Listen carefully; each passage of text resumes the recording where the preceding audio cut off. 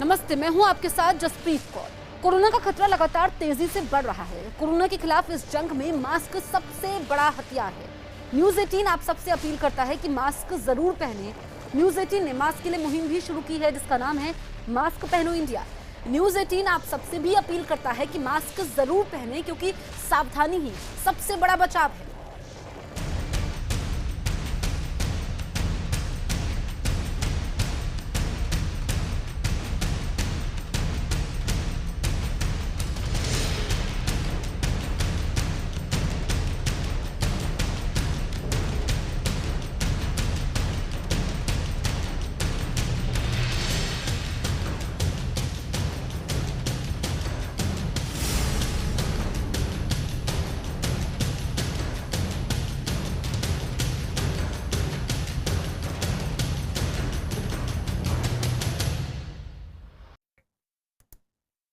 आज से पूरे देश में 18 साल से ज्यादा उम्र के लोगों को कोरोना की वैक्सीन लगाई जा रही है।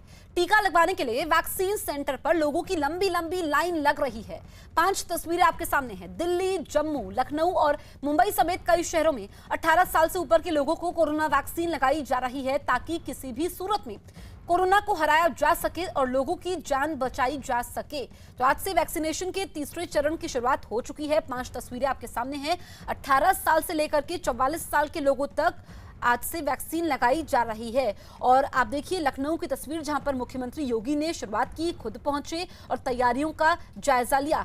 जम्मू कश्मीर को भी अब से कुछ देर पहले वैक्सीन की खेप पहुंची और उसके बाद टीकाकरण शुरू हो चुका है। दिल्ली में भी प्राइवेट अस्पताल है जैसे कि फोर्टिस, अपोलो, यहां पर वैक्सीन लग रही है और इसके लिए लोगों को पैसे देने होंगे। इसके अलावा मुंबई में कुछ लोग ऐसे हैं जो वैक्सीन का इंतजार कर रहे हैं क्योंकि हमने देखा कि वैक्सीन सेंटर्स बंद थे, लेकिन 5 ऐसे सेंटर्स हैं जहां पर वैक्सीन लग रही है। तो कोरोना से लड़ाई में वैक्सीन ही एकमात्र हथियार है। ऐसे में वैक्सीनेशन सभी को जरूर करना चाहिए। कोरोना महामारी की रोकथाम के लिए देश भर में वैक्सीनेशन का तीसरा चरण शुरू हो चुका है। इस चरण में 18 से 44 साल के सभी लोगों को कोरोना वैक्सीन लगाई जा रही है। इसके लिए 28 अप्रैल से रजिस्ट्रेशन शुरू हो गया था और अब तक 2.5 करोड़ से ज्यादा लोग ऑनलाइन रजिस्ट्रेशन करवा चुके हैं। लेकिन वैक्सीन की कमी की वजह से कई राज्यों में 18 से 44 साल के लोगों को इसके लिए अभी इंतजार करना होगा क्योंकि कुछ राज्यों ने वैक्सीन नहीं मिलने की बात कहकर हाथ खड़े कर दिए हैं। वहीं यूपी के कुछ ही जिलों में टीकाकरण हो रहा है। योगी सरकार ने इस चरण में सिर्फ उन्हीं शहरों में वैक्सीनेशन का फैसला किया है जहां 9,000 से ज्यादा कोरोना के एक्टिव केस हैं। लखनऊ, कानपुर नगर, प्रयागराज, वाराणसी, गोरखपुर, मेरठ और बरेली में ही लोगों को वैक्सीन लगाई जा रही है। वहीं गुजरात के 10 जिलों में ही 18 साल से ऊपर वालों को वैक्सीन लगाई जा रही है। गुजरात के अहमदाबाद, सूरत, वडोदरा, राजकोट, भावनगर, जामनगर, कच्छ, भरूच, गांधीनगर और महेसाणा में ही वैक्सीनेशन हो रहा है। जबकि छत्तीसगढ़ में सामाजिक और आर्थिक आधार पर पिछड़े 18 साल से ज्यादा उम्र वाले लोगों को आज से कोरोना वैक्सीन लगाई जा रही है। राजस्थान में भी कोरोना से सबसे ज्यादा प्रभावित 11 जिलों में 18 से 44 साल के लोगों को वैक्सीन मिल रही है।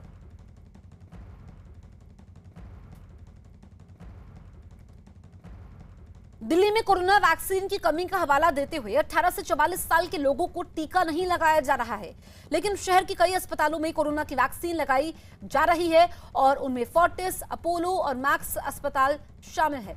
इन तीनों अस्पतालों में कोरोना वैक्सीन लगाने के लिए लोगों को पैसे देने होंगे। अगर फोर्टिस अस्पताल में कोविशील्ड वैक्सीन लगवाते हैं तो 800 रुपए और भारत बायोटेक की कोवैक्सीन लगवाने पर 1,250 रुपए देने होंगे। इसी तरह अपोलो अस्पताल में कोवैक्सीन कीमत 1200 रुपए है, जबकि कोविशील्ड 800 रुपए में लगेगी।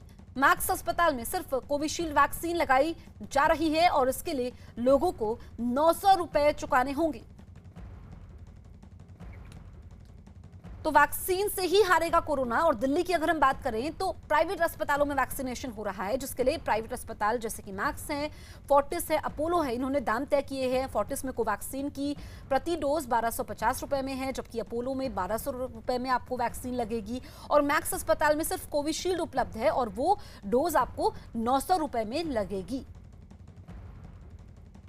आज 1 मई है, यानी कि आज तीसरे चरण का टीकाकरण शुरू होना था। दिल्ली सरकार के सरकारी अस्पतालों में भले ही अभी टीकाकरण में समय है, 2 से 3 दिन का समय लग सकता है, लेकिन कई प्राइवेट अस्पतालों में आज से वैक्सीनेशन ड्राइव शुरू कर दी गई है। इस वक्त मैं बीएल के अस्पताल के बाहर हूं, जहां अंदर वैक्सीनेशन ड्राइव चल रही है 18+ लोगों के लिए।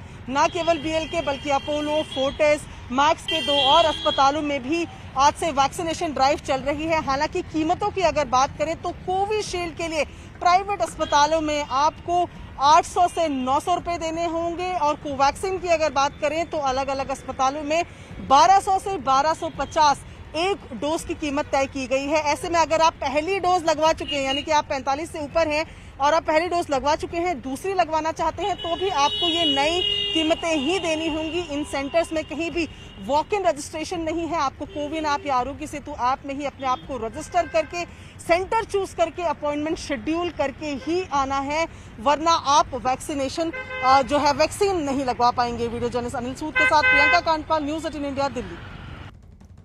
देश में आज से 18 साल से ज्यादा उम्र वालों का वैक्सीनेशन आज से शुरू हुआ है। दिल्ली के मैक्स अस्पताल में भी वैक्सीनेशन करवाने के लिए लोग पहुंचे। इस बीच खास तौर पर कोरोना से बचाव के नियमों का ध्यान रखा गया। लोगों के बीच सोशल डिस्टेंसिंग रखी गई और सभी के शरीर का तापमान भी मापा गया। तो दिल्ली के मैक्स अस्पताल की तस्वीरें आप देखिए। लोग मैक्स अस्पताल पहुंच रहे हैं वैक्सीनेशन के लिए और इस बीच खास तौर पर कोरोना से बचाव के नियमों का ध्यान रखा गया।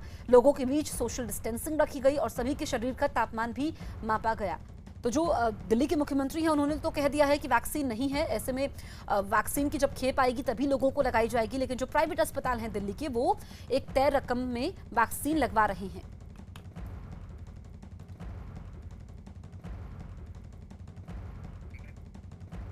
तो ये तस्वीरें दिल्ली की मैक्स अस्पताल की है, जहां पर नियमों का पालन करते हुए वैक्सीन लगाई जा रही है।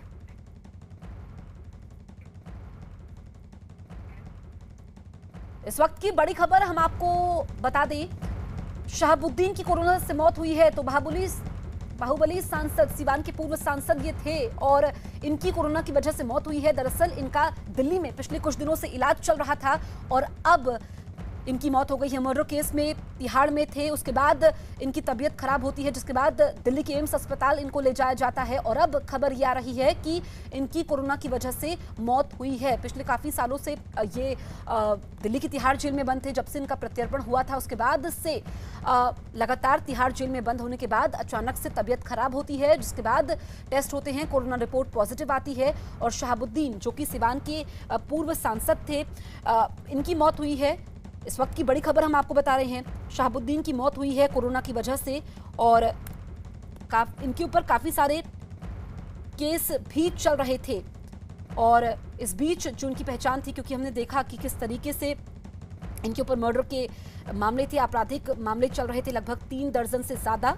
और 15 फरवरी 2018 को सुप्रीम कोर्ट ने उसे बिहार की सीवान जेल से तिहाड़ जेल लाने का आदेश दिया था। तब से ही ये तिहाड़ जेल में दिल्ली की बंद थे और कोरोना से इनकी मौत हुई है। आनंद तिवारी हमारे सहयोगी फोन लाइन पर मौजूद हैं। आनंद, और क्या जानकारी मिल रही है?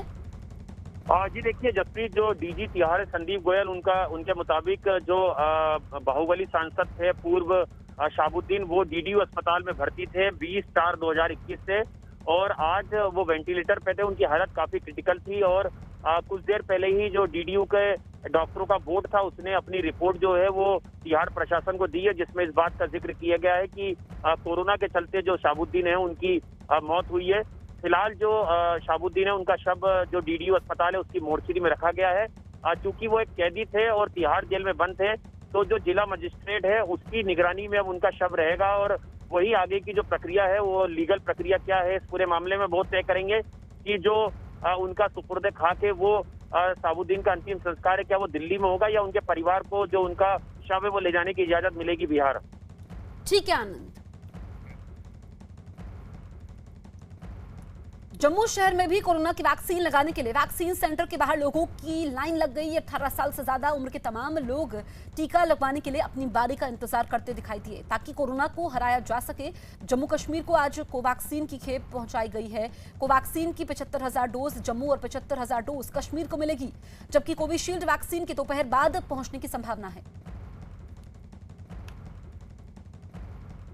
जम्मू कश्मीर में भी तीसरे चरण का टीकाकरण आज शुरू होगा।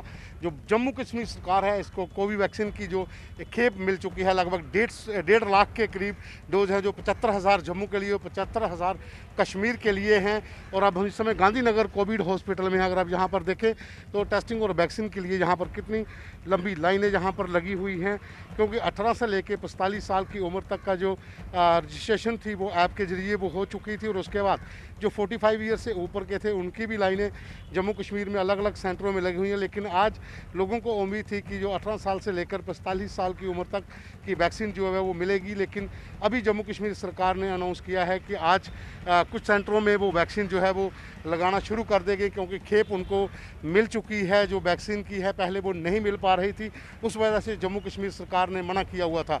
जम्मू कश्मीर की अगर बात करें तो जहाँ पर भी हालात जो हैं वो बिगड़ते जा रहे हैं। बहुत ज़्यादा केस यहाँ पर कोरोना के जो हैं वो हर रोज़ बढ़ रहे हैं। डेथ रेट बहुत ज़्यादा है। पिछले साल की अगर हम बात करें तो उससे अब बहुत ज़्यादा हो चुका है। जिस तरह से लोग काफ़ी परेशान हैं, खास करके जम्मू के जितने भी ज़िले हैं इस समय वो सब कोरोना कर्फ्यू के अंदर हैं। जम्मू कश्मीर सरकार ने पिछले 2 दिन से जहाँ पर कोरोना कर्फ्यू लगाया हुआ है। बाहर बाज़ार जो है वो पूरी तरह से बंद कर दिए गए हैं। सिर्फ हॉस्पिटल या फिर ज़रूरी सामान जिनको चाहिए वही जो खुले हुए हैं, जो मॉल हैं या फिर दुकानें हैं वही खुली हैं जहाँ पर ज़रूरी सामान मिल पाएगा। लेकिन पूरी तरह से बंद कर दिया गया है ताकि लोग जो हैं वो सरकार का साथ दें और इस कोविड की चेन को तोड़ें, जिस तरह से वायरस लगातार फैलता जा रहा है। Pawan Sharma, news 18 India, Jammu.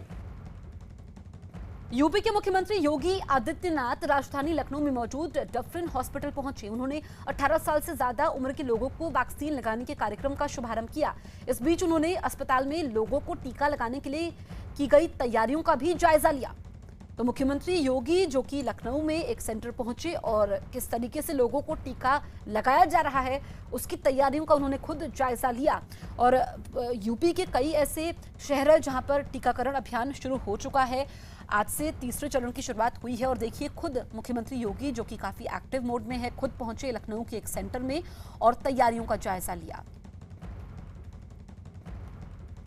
18 plus के जिन यूथ को आज वैक्सीन देना है, उसमें हम लोगों ने उन 7 जनपदों को लिया है जहां पे पॉजिटिविटी रेट और एक्टिव केस सर्वाधिक हैं।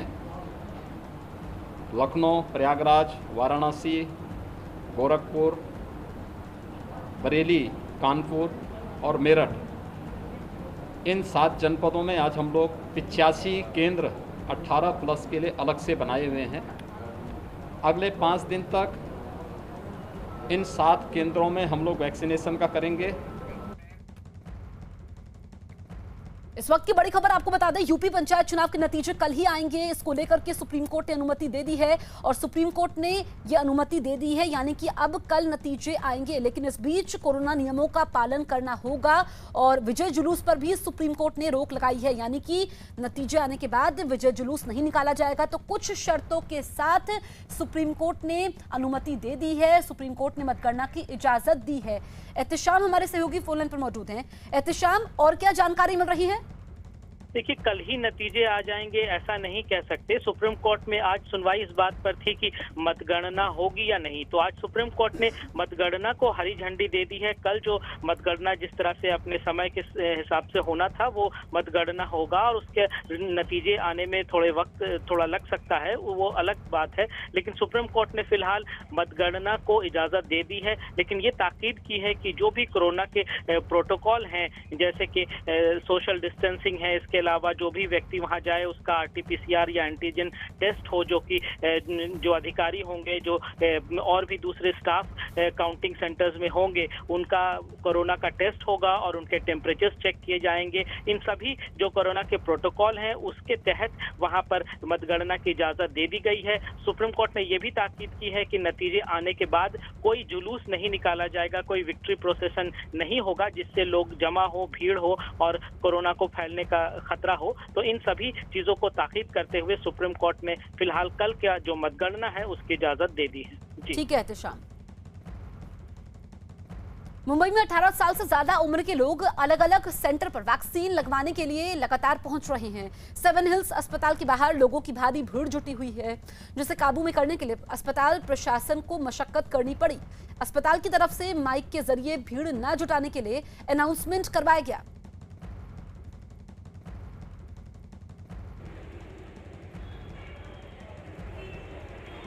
सेवन हिल्स अस्पताल मुंबई की तस्वीरें आप देखिए कि वैक्सीनेशन के लिए लोगों की भीड़ जुटी हुई है और इस बीच माइक के जरिए अनाउंसमेंट करवाई गई ताकि लोग भीड़ इकट्ठा ना करें और जिनके पास रजिस्ट्रेशन जिनका हुआ है, जिनको स्लॉट मिला है, उन्हीं को वैक्सीन लगाई जा रही है।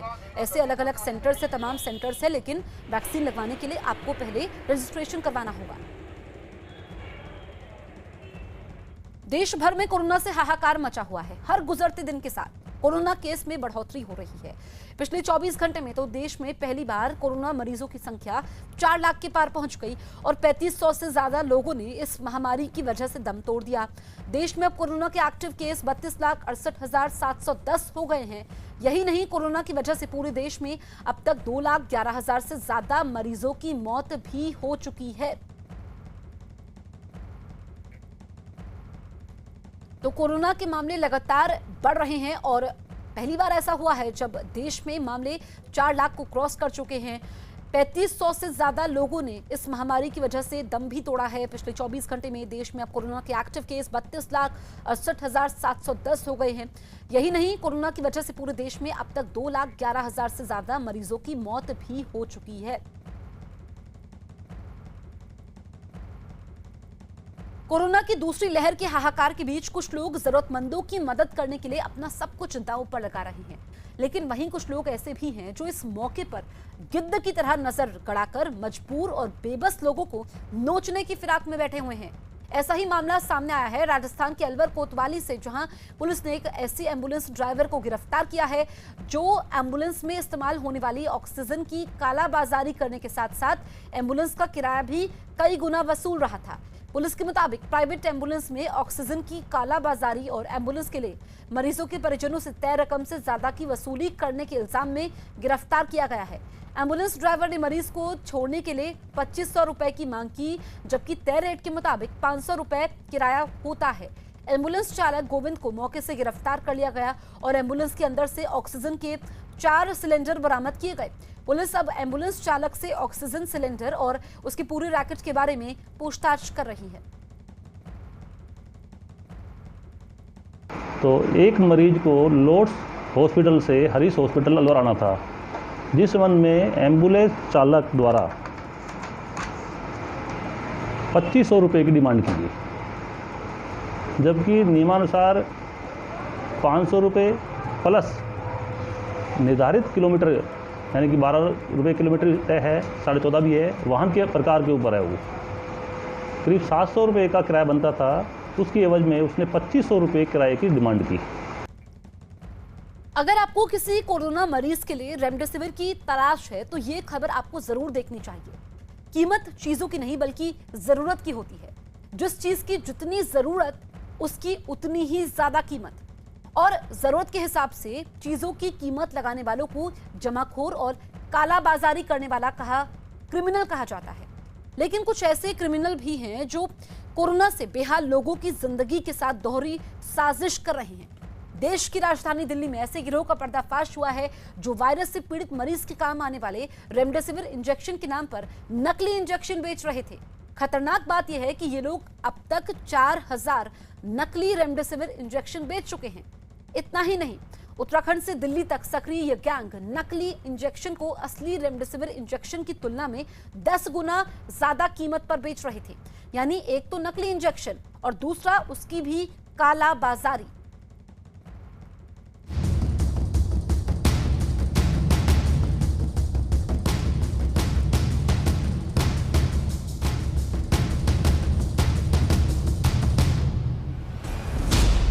देश के कोरोना क्रिमिनल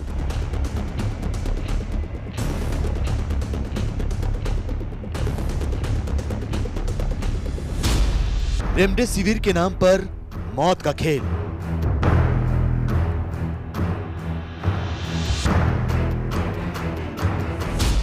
शहर शहर नकली रेमडेसिविर का कहर।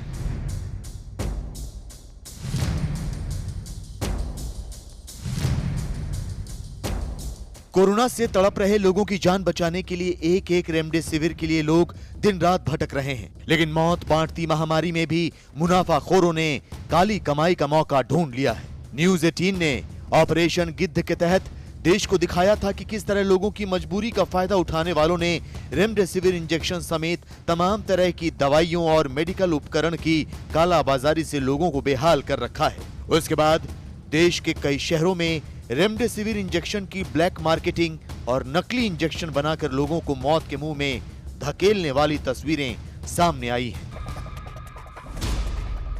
दिल्ली पुलिस की क्राइम ब्रांच ने उत्तराखंड के कोटद्वार में छापा मारकर नकली रेमडेसिविर इंजेक्शन बनाने वाले गिरोह का भंडाफोड़ किया है। वहीं कोटद्वार में जब छापा मारा गया तो वहां रेमडेसिविर इंजेक्शन के अलावा मौजूदा समय में इस्तेमाल होने वाली कुछ और नकली दवाएं बनाई जा रही थी, यानी नकली दवा फैक्ट्री चल रही थी। इसके अलावा दिल्ली में कोरोना टेस्ट की फर्जी रिपोर्ट तैयार करने के आरोप में 5 लोगों को गिरफ्तार किया गया है। साथ ही नोएडा में रेमडेसिविर इंजेक्शन की कालाबाजारी करने वाले 3 लोगों को गिरफ्तार किया गया है। गुजरात के वडोदरा में भी पुलिस ने 5 लोगों को नकली रेमडेसिविर इंजेक्शन बेचने वालों को गिरफ्तार किया है। गुजरात के वडोदरा में भी पुलिस ने नकली रेमडेसिविर इंजेक्शन बेचने वाले 5 लोगों को गिरफ्तार किया है।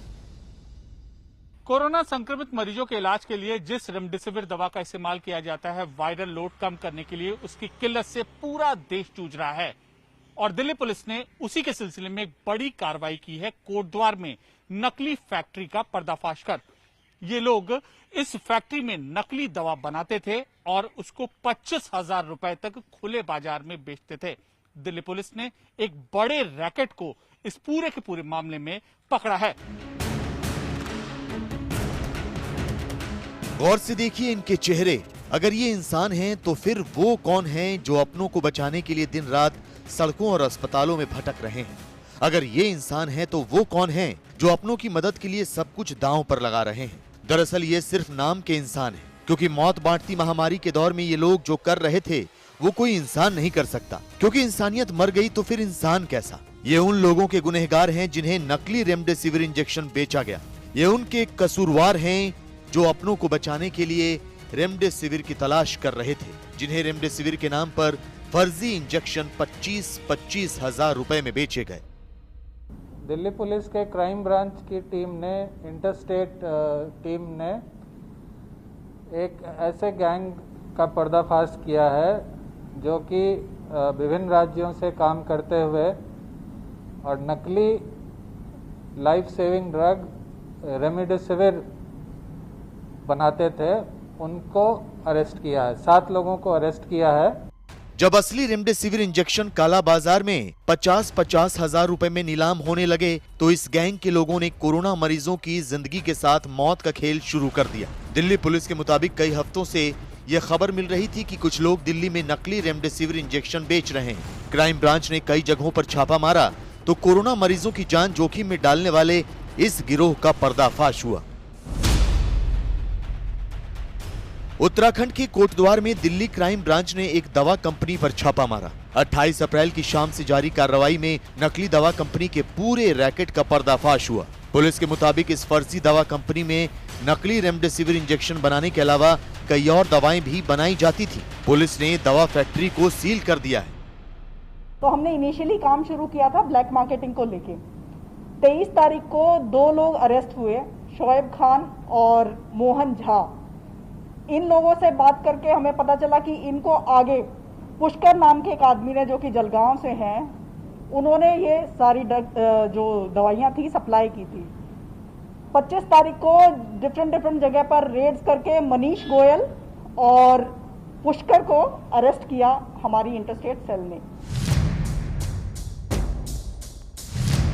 उत्तराखंड के कोटद्वार में आदित्य गौतम नाम का शख्स इस नकली दवा कंपनी को चला रहा था। क्राइम ब्रांच की पूछताछ में गिरफ्तार आदित्य गौतम ने खुद कबूल किया कि जब कोरोना महामारी में रेमडेसिविर इंजेक्शन की डिमांड बढ़ने लगी तो उसने रुपए कमाने के लिए नकली इंजेक्शन बनाना शुरू कर दिया।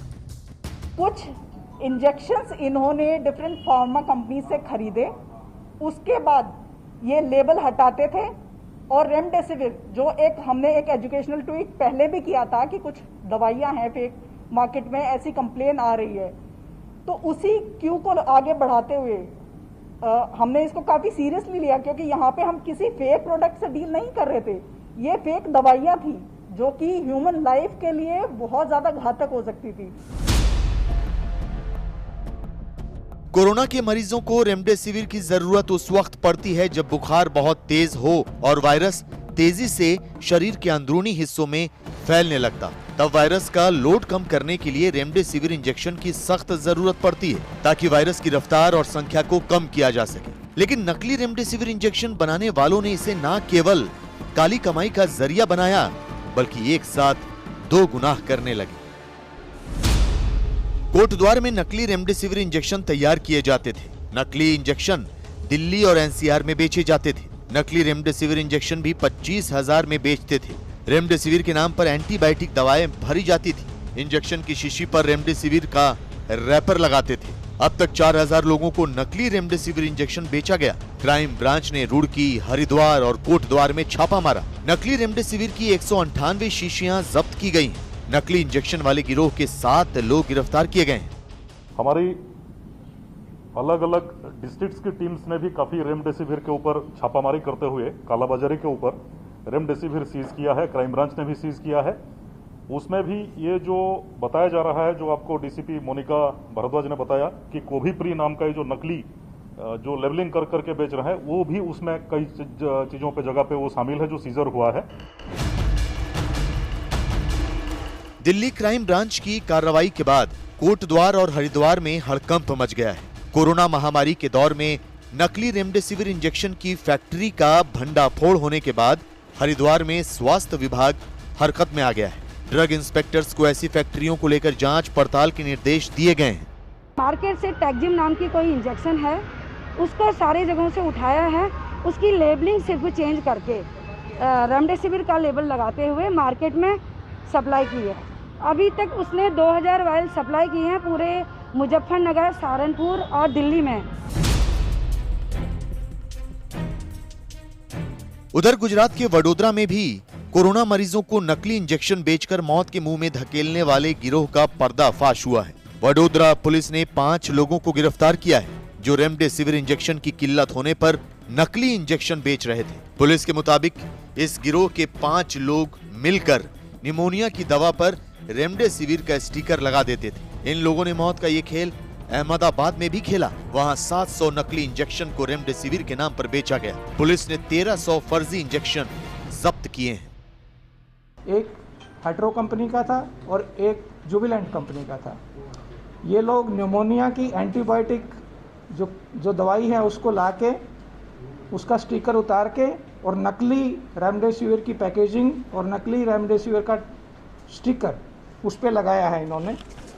और ये आप देख सकते हो कि ये एक्चुअल में सही जो है ये निमोनिया का एंटीबायोटिक का इंजेक्शन है। यूपी के गौतम बुद्ध नगर में भी रेमडेसिविर इंजेक्शन के लिए लोग दिन रात परेशान हैं। इस बीच पुलिस को रेमडेसिविर की कालाबाजारी करने वाले गिरोह की खबर मिली। नोएडा सेक्टर 24 की पुलिस ने अलग अलग टीम बनाकर रेमडेसिविर इंजेक्शन की ब्लैक मार्केटिंग करने वाले 3 लोगों को गिरफ्तार किया। इनके कब्जे से रेमडेसिविर के 3 पैकेट, 3 मोबाइल और एक कार बरामद हुई है। ये लोग एक इंजेक्शन 35,000 रुपए में बेचते थे। डॉक्टर इमाम के माध्यम से ऐसे गैर जरूरतमंद पेशेंट से जिनकी आवश्यकता के उपरांत जो है उनके पास इंजेक्शंस बच गए हों या उन्हें आवश्यकता ना हो, उनसे ये इंजेक्शंस नॉर्मल रेट्स पर खरीदते थे और उससे जो है करीब 35,000 रुपए में मार्केट में बेचते थे और प्रॉफिट शेयर करते थे। दिल्ली समेत देश भर में कोरोना टेस्ट के लिए भी लोग काफी परेशान हैं, क्योंकि भीड़ इतनी है कि टेस्ट आसानी से नहीं हो रहे हैं। मुसीबत के इस दौर को साउथ दिल्ली के गिरोह ने गैर कानूनी कमाई का जरिया बना लिया। पुलिस के मुताबिक साउथ दिल्ली के मालवीय नगर में अरबिंदो कॉलेज के पास गलत कोरोना टेस्ट की शिकायत मिली। पुलिस ने मौके पर जाकर जांच की तो प्रज्ञानंद शर्मा और हिमांशु नाम के शख्स से पूछताछ में पता चला कि ये लोग नकली रिपोर्ट तैयार करते थे। इसमें हर टेस्ट को पॉजिटिव दिखाकर इलाज के लिए अलग अलग जगह भेजते थे। पुलिस ने 5 आरोपियों को गिरफ्तार कर लिया है। न्यूज़ 18 लोगों से ये अपील करता है कि कोरोना काल में अफरा तफरी से बचें। दवाओं और इंजेक्शन की कालाबाजारी करने वालों से खरीदारी ना करें, बल्कि पुलिस और संबंधित एजेंसियों को सूचित करें ताकि आपकी और आपके अपनों की जिंदगी से कोई खिलवाड़ ना कर सके।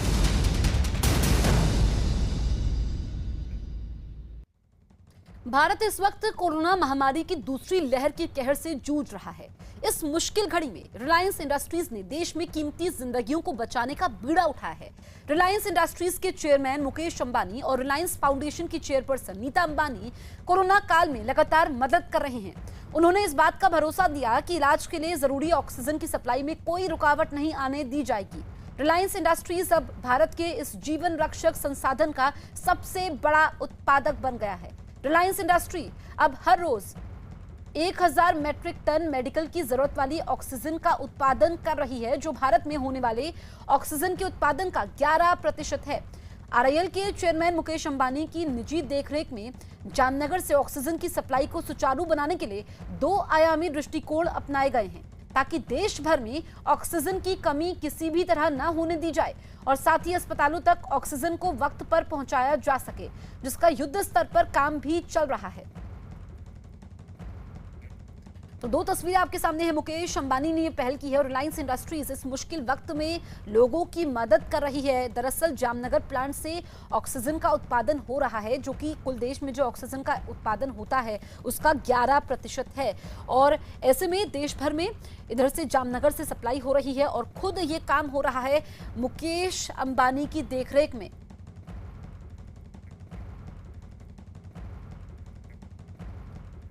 कोरोना की दूसरी लहर के कहर के बीच भारतीय नौसेना ने भी मुल्क के मरीजों की सांसों की हिफाजत करने का बीड़ा उठाया और कोरोना की इस दूसरी सुनामी को शिकस्त देने के लिए भारतीय नौसेना ने भी अपना बेड़ा उतारा है और इसे ऑपरेशन समुद्र सेतु पार्ट 2 का नाम दिया गया है। इस ऑपरेशन में आईएनएस कोलकाता और आईएनएस तलवार को उतारा गया है। भारतीय नौसेना ने विदेशों से ऑक्सीजन से भरे क्रायोजेनिक कंटेनर लाने के लिए विशेष अभियान की शुरुआत की है, क्योंकि कोरोना के मामलों में बेतहाशा बढ़ोतरी की वजह से देश में ऑक्सीजन की भारी किल्लत महसूस हो रही है। नौसेना के अधिकारियों के मुताबिक भारतीय नौसेना के युद्धक पोत शुरू में बहरीन, सिंगापुर और थाईलैंड से ऑक्सीजन लेकर आ रहे हैं। आईएनएस तलवार बहरीन के मनामा पोर्ट से 40 मैट्रिक टन लिक्विड ऑक्सीजन के 2 क्रायोजेनिक कंटेनर के साथ मुंबई के लिए रवाना हो गया है। भारत में कोरोना की दूसरी लहर का प्रकोप हर तरफ देखा जा रहा है। करीब करीब सभी शहरों में इस वक्त स्वास्थ्य सेवाएं चरमराई हुई हैं। हर कोई कहीं से भी मदद की आस लगाए हुए इस हाहाकार में अपने हिस्से की लड़ाई लड़ने को मजबूर है। तभी कुछ ऐसे लोग भी नजर आते हैं जो भीड़ का हिस्सा नहीं बनते, बल्कि उन्हें तो इंसानियत के असली रखवाले के तौर पर अलग पहचान मिल जाती है। ऐसा ही मुंबई में एक शख्स मिला जो एक मामूली रिक्शा चालक है, लेकिन उसका काम किसी भी सूरत में मामूली नहीं। दत्तात्रेय सामंत ये रिक्शा चलाकर अपने परिवार का पालन पोषण करते हैं, लेकिन इन दिनों दत्तात्रेय ने अपने रिक्शे को मिनी एम्बुलेंस बना दिया है, जो अपने रिक्शे पर मरीजों को बिठाकर अस्पताल पहुंचाते हैं और अस्पताल से छुट्टी पाने वाले मरीजों को घर पहुंचाते हैं, और वो भी एकदम मुफ्त। दत्तात्रेय की एक और पहचान है और वो है मास्टर जी। जी हाँ, वो अंग्रेजी के शिक्षक हैं और घाटकोपर इलाके में मौजूद एक स्कूल में क्लास 8 से लेकर क्लास 10 तक के बच्चों को अंग्रेजी पढ़ाते हैं। अब इनको असली हीरो ना कहा जाए तो क्या कहा जाए, जिनके दम पर ही शायद इंसानियत जिंदा है। हर इंसान का एक काम है कि देश की सेवा करना, रुग्ण की सेवा करना। इस भावना मन में रख के मैं जो हमारे एरिया में आजू के एरिया में जो रुग्ण है, रुग्णों को अस्पताल में या घर में पहुंचाने का काम फ्री में करता हूँ। इससे क्या होता है, मुझे भी अच्छी तरह से कि रुग्ण का टाइम पे अस्पताल पहुंचने के बाद वो अच्छी तरह से हो जाए या न हो जाए, लेकिन मुझे इस बात की खुशी है कि मैं उस रुग्ण को समय पे वहाँ तक पहुँच सका। ये मेरे लिए बहुत खुशी की बात है।